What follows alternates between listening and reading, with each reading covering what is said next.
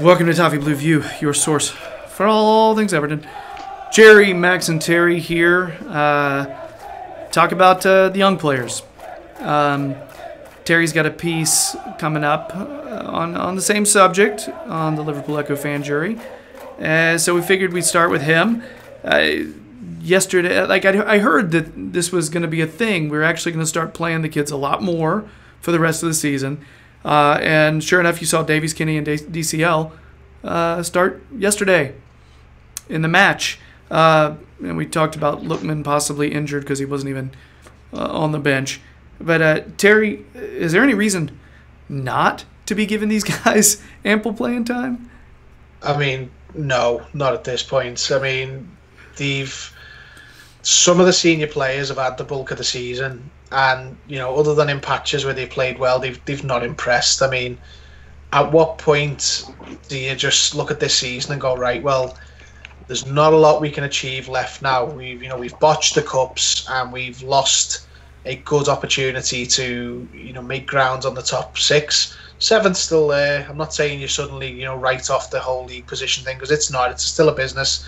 The club are going to try and finish as high as possible, but I think now Marco Silva's main job is to start planting the seeds for next season. I don't think there's any benefit in playing the likes of Coleman, Walcott, Sigurdsson against the big teams, the top 6 teams who are more or less all going to still come to Goodison. I would rather see Kenny, Davis, Calvert-Lewin, Lookman. I'd rather them get the consistent minutes they need to get better and against those good teams, because we never beat those good teams, and we've tried with the senior players we've got.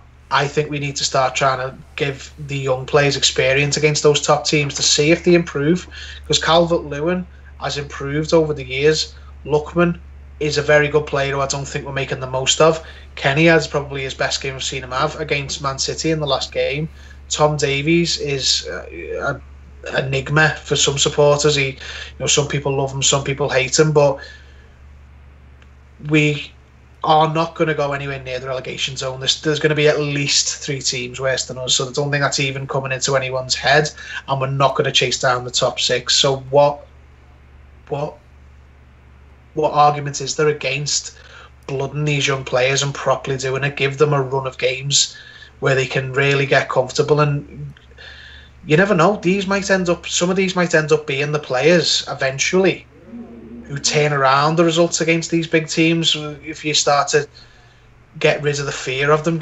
John Joe Kenny might be one of those players who doesn't crumble against Sadio Mane, and Calvert-Lewin might get a big goal against, say, Man United, and then all of a sudden he gets the confidence to go on and start scoring more than he does now. Every time Calvert-Lewin plays Man City, he always gives them a terrible time.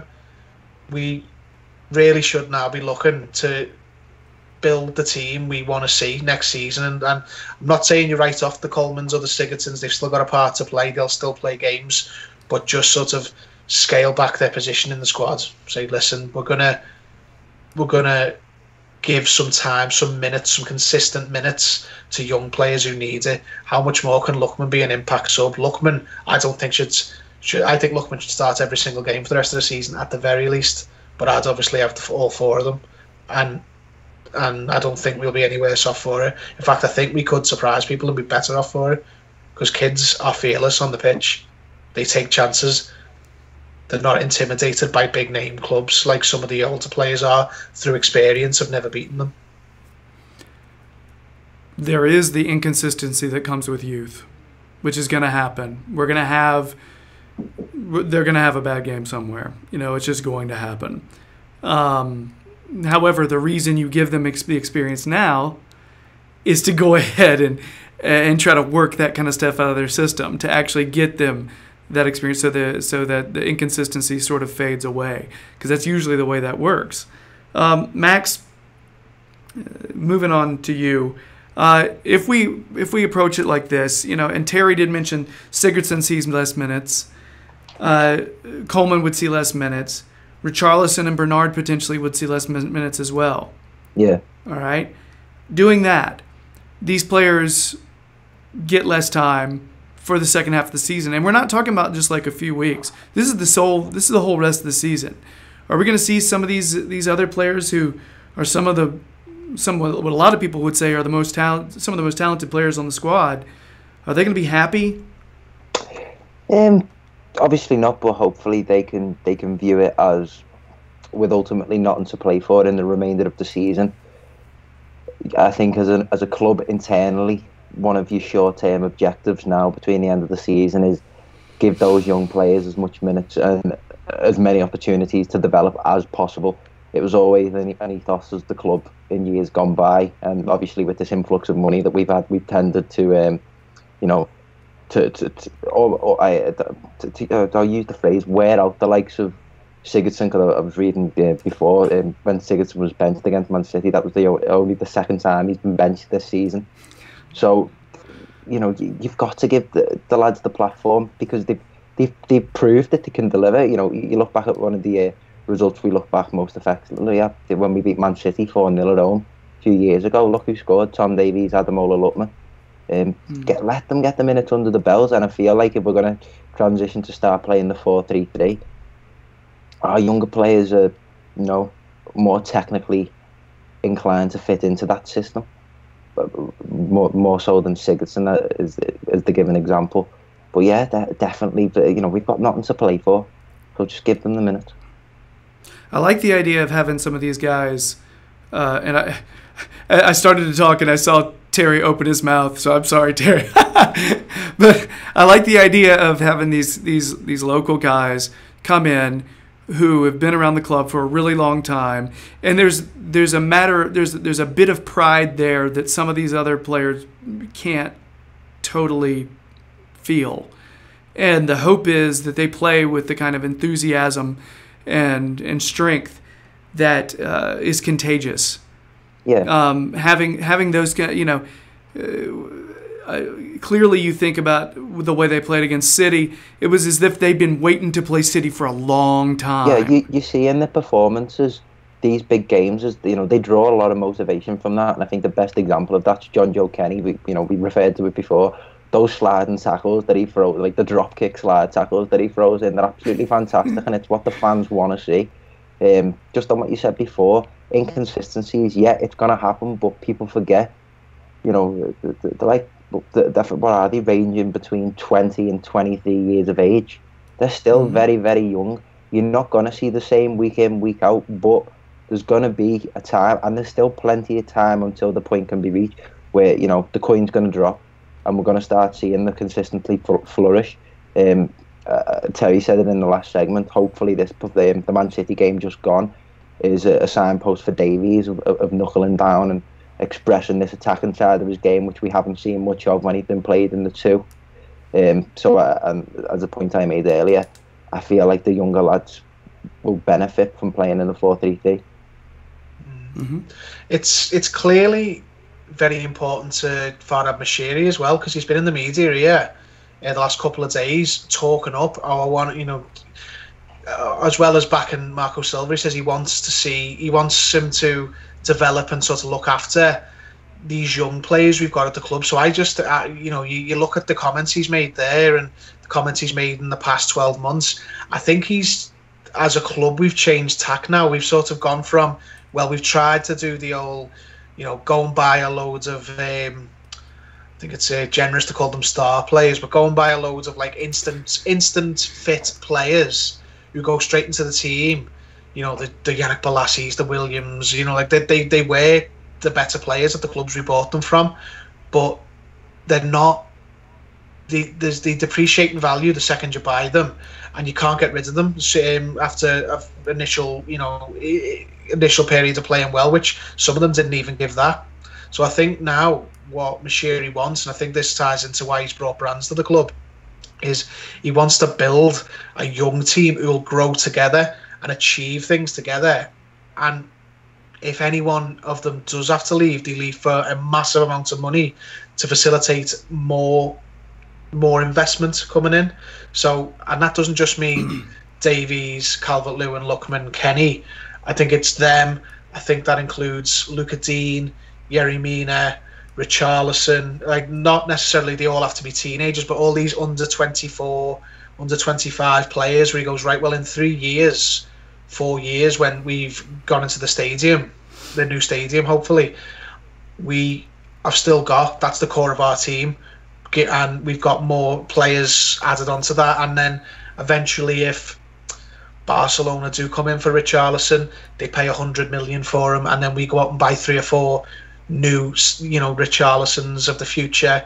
I think that's the model he sees. I think we've said it before. The club has said it before. Sorry, the Atletico Madrid of England. That is the ultimate goal, I think. And other supporters will go, "Oh, you're not as good as Atletico Madrid." Well, no, of course we're not. But I think that's what he wants to be. He doesn't want. He's tried the other way.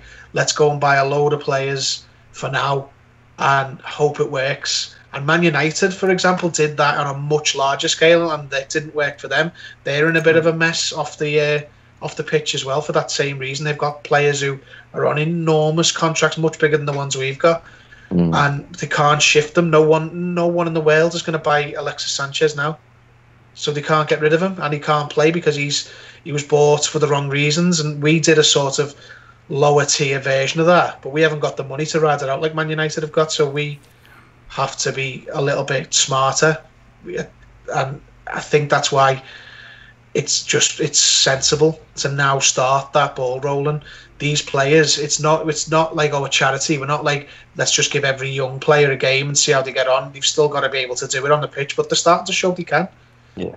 John Joe Kenny, Tom Davies, Calvert-Lewin, Lookman especially, they're all value for because it's not like they're trying to get in the Tottenham team where, this, or the City play, or the City team, or even the Liverpool team where, like, yeah, you might have a good young player, but he's never going to get in the team. Our senior players aren't covering themselves in glory at the minute, so why not play the young kids and see what they can do? Yeah, it's approaching it like this is long-termism instead of sitting there thinking we have to win now. The purchases from the past few years, every single one was a now mentality. Walcott was a now mentality. My biggest issue with Walcott was that he was a pace player and he's older. And I can tell you from experience, you're not as fast when you get older. That's just how it is. All right, so that was my big issue with Walcott. And then he came in and he looked really solid. He looked like one of the one players who would give us a spark, However, how is that going to be a year or 2 years down the road? How is that going to be? And I'm just under the impression that Bronze has he's thinking about 5 years from now. He's thinking about 10 years from now. And that's sort of the plan. So it's very much a trust Marcel kind of thing. I mentioned a lot of this stuff just because, well, it's conversation. But I agree with you guys. I feel like these guys should be playing every game right now.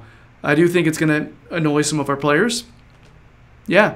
And some of them are actually ones we maybe want to keep around. However, the hope is somebody like Richarlison, who may not get as much time, maybe he'll be okay if Silva's talking to him because they're close. Yeah. So I think it'll be Bernard who ends up getting less time though. Yeah. Compared to Richarlison, because Richarlison's the young investment. You know what I mean? Bernard's older.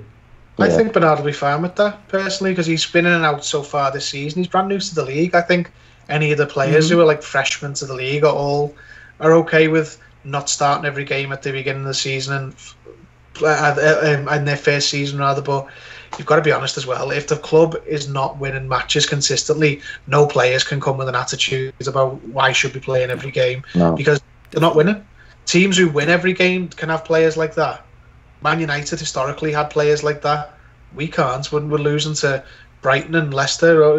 Which player could feasibly walk into the manager's office and say, "There's no way I should not be starting"? True.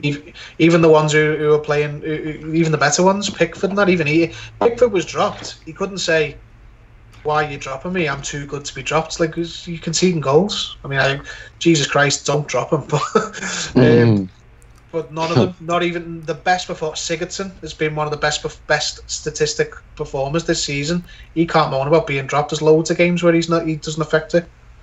Yeah, it's just that entitled modern footballer. You know what I mean? Yeah. I look at Vlasic, who I actually think would have gotten more time this season because of Sigurdsson's ineffectiveness. I think he actually would have come in for him much earlier. I think, but the idea that Sigurdsson was first choice from the get-go, Vlasic was like, I actually want to make sure I'm guaranteed games. If you look at the lapses in the back line too, and the way under Silva we're inclined to play out from the back, I would have loved to see Mason Holgate involved in this running. I knew you were going with Holgate there. Yeah, I knew you were going to say something about that. Yeah. I understand that though. I understand. A lot of players ahead of him, and he's going to play every game for West Brom. So I think he does feature in the long-term plans. I think he'll replace Jagielka long term. Funny thing is, he's getting minutes at like right back. I think that's what's going to go the way he used to. Yeah. Which is only going to make him a better center back. Yeah, and it'll only help his athleticism up and down the line. Yeah, minutes are minutes to me. I mean, playing a fullback teaches him how to deal with one-on-ones a lot more than playing at centre back would, which is what we're not very good at. Yeah, I just saw him. He was making a lot of little mental errors before he got benched. And that was the big issue with him. So the idea of him going somewhere, getting that confidence up, getting that swagger, because he used to have a swagger. He came in, the young, youthful swagger that you hate to see these young players lose. You know what I mean? You know what I'm talking about, because it happened to Brendan Galloway. You know? So that's the weird thing. That's the risk with playing the youth. Ironically, that happened because he went on loan to West Brom. But that did. All right. Well, I guess that's it for our Play the Kids segment. Looks like it's probably going to happen. So there you go. If you're digging the videos, please subscribe to the Toffee Blues YouTube channel. We'd sincerely appreciate it. Terry actually has a segment coming out on the exact same topic on the Liverpool Echo fan jury. So keep an eye out. He'll tell you when that's going to be on Twitter. If you just want to hear him go a little elaborate, use his own words a little bit more on that. So check that. Also, Max, he appears on podcasts and videos all over the place. So keep an eye on his Twitter. He'll tell you when he's going to be there. But also on the Toffee Blues website. This is our final video segment. We will be popping over to the podcast now. So if you want to hear the quiz between Terry and Max and see who knows their history a little bit more today, go to the podcast. And if you don't, we'll miss you. Tear. All right, that's it. Let's get 3 points this weekend. Bye.